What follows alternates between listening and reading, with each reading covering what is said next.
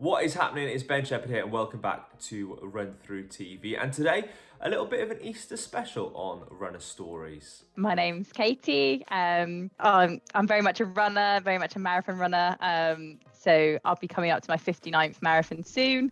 But I actually own the world record, the Guinness World Record for the fastest marathon dressed as an egg.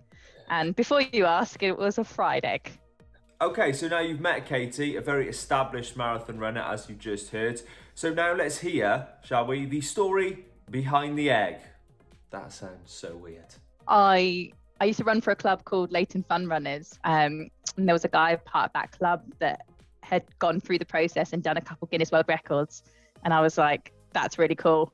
I want that.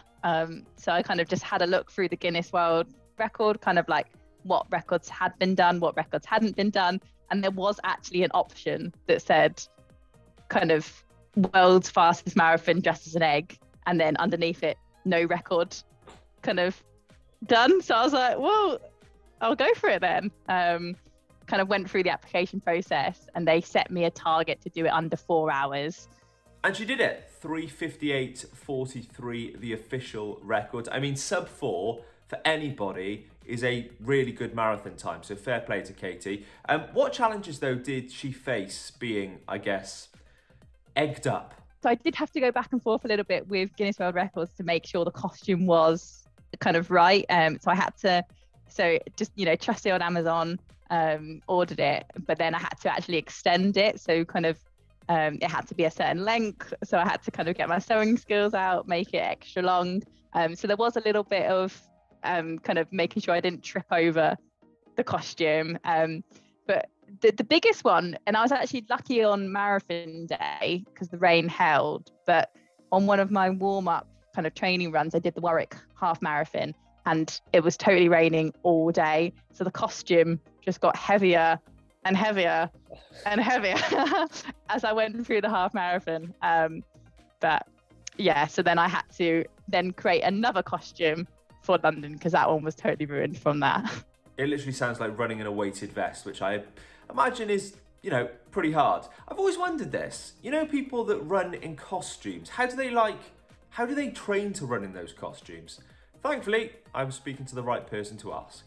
Yeah, so I actually ended up doing 2 half marathons and 2 10K races in the costume. I didn't do any kind of solo round the block runs myself. I just kind of stuck to the races just as a bit of kind of fundraising boost as well, and kind of getting my name out there, and I kind of made a little sign on that goes on the back, so it kind of explained what I was doing. But I think everyone was quite was enjoying the costume, and I definitely heard some kind of children in the crowd just being like, "Oh, look, mummy, it's an egg." So that put a smile on my face. And what about after the race? Did Katy feel sad retiring the costume? I did, yeah. I had a few questions afterwards just saying, what are you going to do with it? And I said I'd already thrown it away, unfortunately. It was just in pieces by the end, kind of after the training and everything. So yeah, I'll have to try and think of something else for next time, for my next kind of challenge. So what's next for Katy? Well, she does work for Gymshark, so a costume challenge there. I mean, it's kind of already written, isn't it? She is out in Boston right now as well, doing the Boston Marathon at time of uploading this video. To be honest, she's probably running. So Katy, I hope you smash the Boston Marathon, and thank you for an excellent interview. I had to get it in there somewhere, didn't I? I hope you've had a cracking Easter. One more, and I'll catch you again very soon here on Run Through TV.